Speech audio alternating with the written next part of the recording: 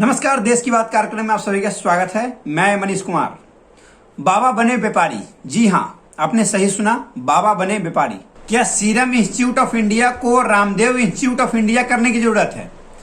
क्या विश्व के सभी प्रसिद्ध वैज्ञानिक और स्कॉलर और रिसर्चर को कोरोना पे वैक्सीन खोजने के बजाय भारत में बन रही कोरोनिल का इस्तेमाल करनी चाहिए क्या? अगर इतना ही कोरोनिल कारगर है तो भारत सरकार ने अप्रूवल क्यों नहीं दिया? WHO ने अप्रूवल क्यों नहीं दिया? बाबा के द्वारा भ्रामक खबर फैलाया गया कि WHO ने अप्रूवल दे दिया है और बाकायदा भारत के जो हेल्थ मिनिस्टर है, जो स्वास्थ्य मंत्री है, उन्होंने साथ मिलकर लॉन्च किया था। क्या यह सही था? क्या इसके मायने क्या है? आपको सब समझने का आएगा। क्या बाबा जो रामदेव बाबा है, लोगों की भावनाओं के साथ खेल रहे हैं, स्वदेशी के नाम पे अपने व्यापार को आगे बढ़ा रहे हैं क्या? इन सब पे हम बात करेंगे। रामदेव बाबा शुरुआत किया था इन्होंने 10 रुपए से, आज इनका 9,000 करोड़ का व्यापार है। 9,000 करोड़ सबसे ज्यादा अगर व्यापार करते हैं फार्मास्यूटिकल कंपनी के बाद तो बाबा हैं, जो कि आयुर्वेद में सबसे ज्यादा नंबर 1 पे रहते हैं। रामदेव बाबा, इनका सबसे ज्यादा व्यापार है। आज चर्चा में इसलिए है क्योंकि इन्होंने एक बयान दिया था, शिक्षक जितने डॉक्टर है उसके ऊपर की, जो डॉक्टर है वैक्सीन लेने के बाद भी उनकी मृत्यु हो जा रही है। और ऐसे नहीं बोला था, उन्होंने बोला कि जो वैक्सीन लेने के बाद भी डॉक्टर टर करके मर जा रहे हैं। इस तरह का अमानवीय व्यवहार क्या सही है? क्या जो डॉक्टर दिन रात एक करके लाखों लोगों की जान बचा रहा है, उसको इस तरह के बयान, उस पे इस तरह की बयान देना क्या सही है? क्या आप जान लीजिए। आइए, मैंने कुछ दिन पहले ही इस बात के लेकर शिकायत की थी। फरवरी में जब बाबा ने कोरोनिल की लॉन्चिंग की थी, उस वक्त डॉक्टर हर्षवर्धन, जो कि हेल्थ मिनिस्टर है भारत के, उन्होंने उनके साथ उस चीज को लॉन्च किया था, कोरोनिल को। और दावा किया गया था कि WHO से प्रमाणित है कोरोनिल, जो कि बाबा की एक जड़ी बूटी है, रामदेव बाबा की। लेकिन वो कोरोनिल WHO ने खारिज कर दिया 48 घंटे के अंदर कि यह कोरोनिल कोई दवा है ही नहीं, कोई वैक्सीन है ही नहीं, ऐसा मैंने कोई उसको अप्रूवल दिया ही नहीं। और बाबा ने यहां तक कुछ 2-3 चीजें बात झूठ बोली।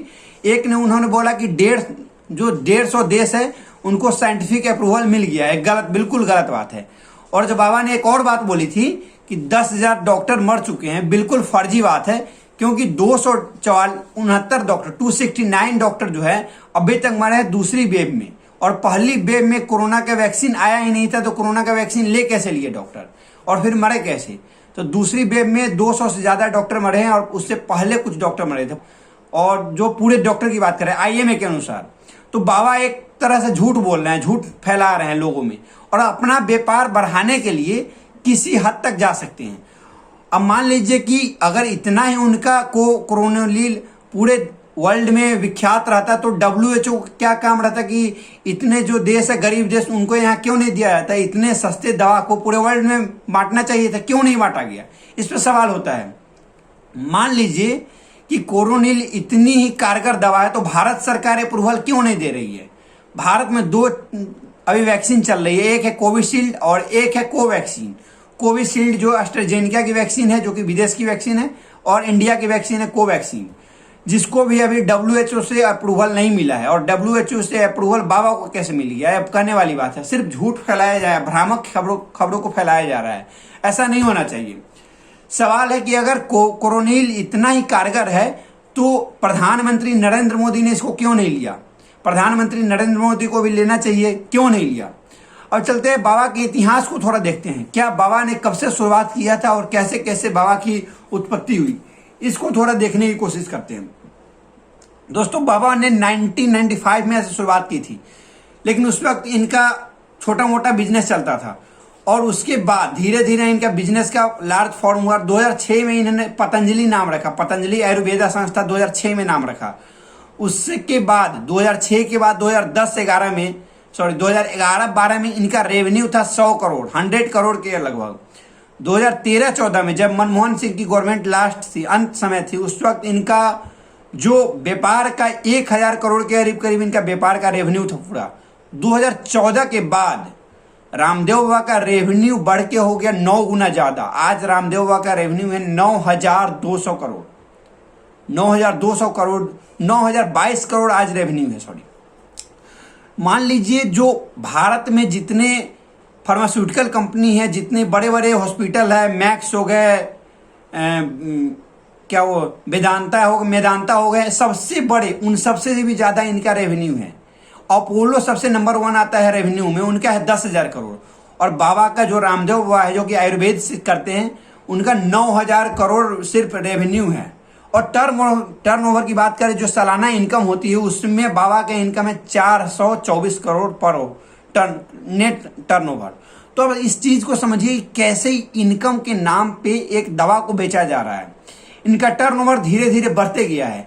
और हाल फिलहाल की कल की बात है, जब इतना बयान आने के बाद भी हरियाणा के स्वास्थ्य मंत्री अनिल विज ने कहा है कि हमें 100 करोड़ 1 लाख कोरोनिल का मैंने ऑर्डर दिया है। और बाबा ने अप्रूव भी कर लिया और बाबा ने धन्यवाद भी दे दिया अनिल विज को कि आपने इतना वैक्सीन कोरोनिल लिया है। आप मान लीजिए कोई राज्य का मुख्यमंत्री इस तरह से, जिस वैक्सीन को कोई अप्रूवल भी नहीं मिला है, न राज्य सरकार से मिला है, न केंद्र सरकार से मिला है, न WHO से मिला है, उसको कैसे एक राज्य सरकार अप्रूवल दे सकती है?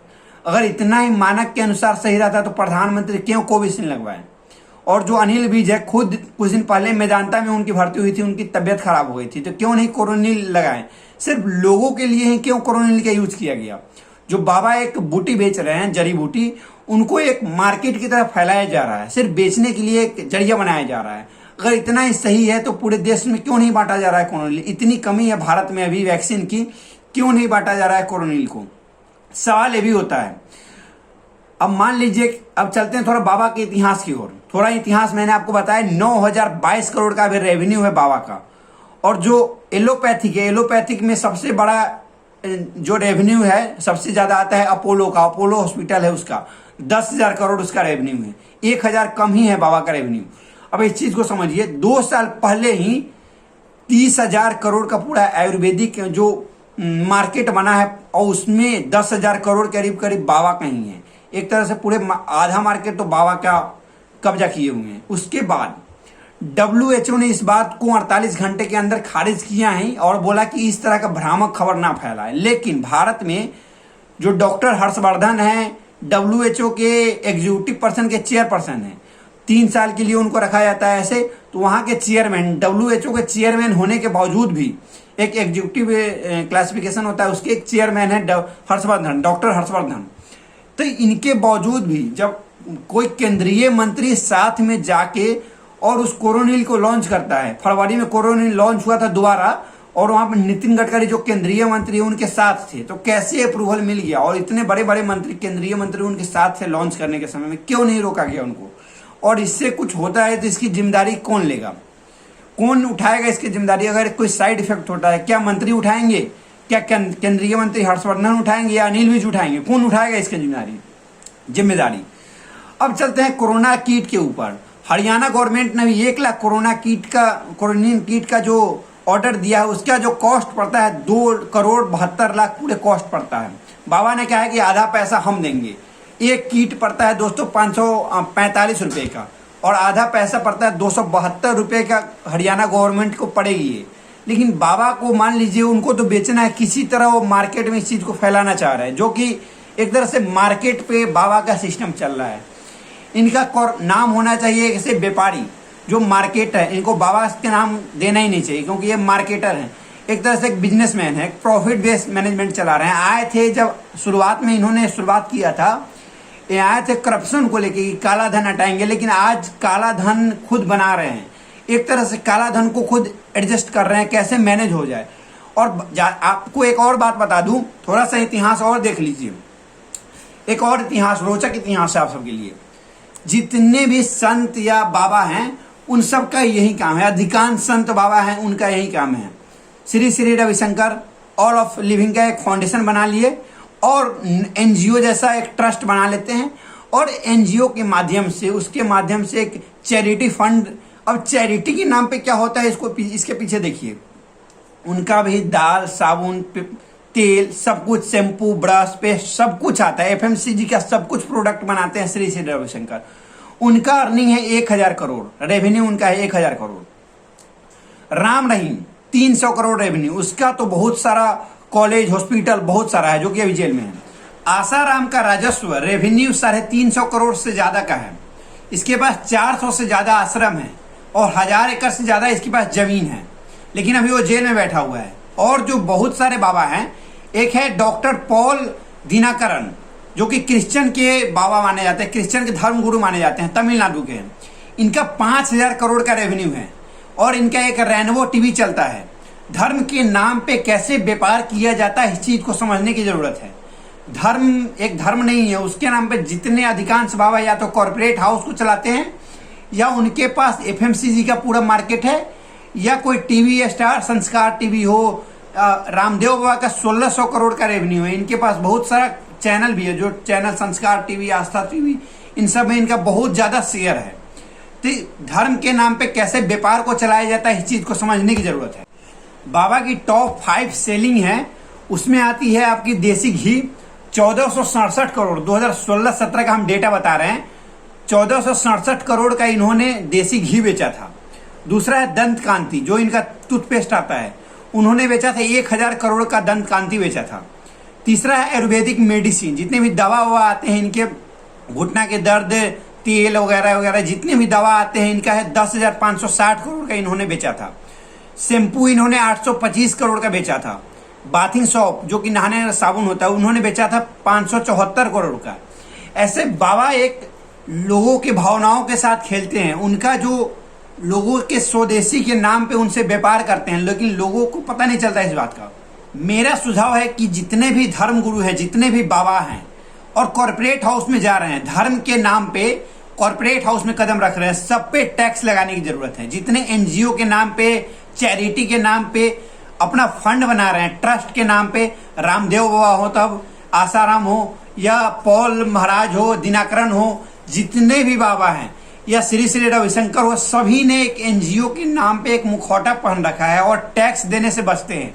1 रुपया गवर्नमेंट को टैक्स नहीं देते हैं और उस टैक्स का पूरा पैसा रख लेते हैं और पूरी तरह बर्बाद करते हैं उसको। कैसे कॉर्पोरेट हाउस में तब्दील करते हैं। मेरा सुझाव है कि इन सभी पे टैक्स लगना चाहिए। अगर टैक्स नहीं लगेगा तो ऐसे ही ये पूरे वर्ल्ड को बेवकूफ बनाते रहेंगे।